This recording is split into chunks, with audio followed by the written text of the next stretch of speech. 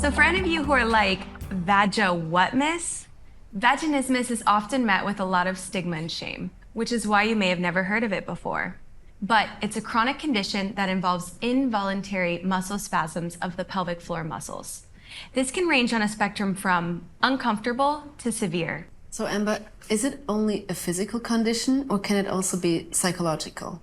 There is a mental component that is associated with vaginismus, which should be recognized but never used to devalidate the experiences of someone living with it.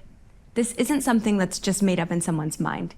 It's a valid physical and mental or emotional condition. So what advice would you give someone that has a partner with vaginismus?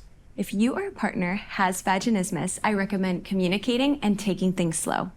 Never push someone beyond their pain limits, and always validate someone's pain while looking for alternative measures of pleasure and aftercare. This can look like heating pads, comfort foods, blankets, cuddles, and other means of physical and mental or emotional support. Or be prepared to stop altogether. I have a friend who's in a hetero relationship and she has vaginismus.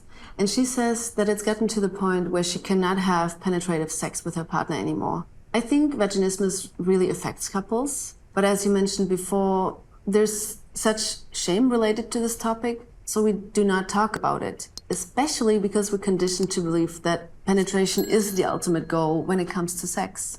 Exactly, which is such a shame because sex is so much more than that. Penetration is not always needed for pleasure and orgasms. You can always explore different pleasure zones across someone's body or stimulate the clitoris. It's still a viable part of the body that does not have to be ignored just because it's close to the vagina. So my tips are communicate, use tools, and just take things slow. For sure. And there is oral sex, plus some awesome non-penetrative sex toys that are out there. Exactly. Or even making use of dilators or mutual masturbation. Sometimes a person who has vaginismus can pleasure themselves. So why not incorporate that? Remember, sex is about pleasure, not about penetration.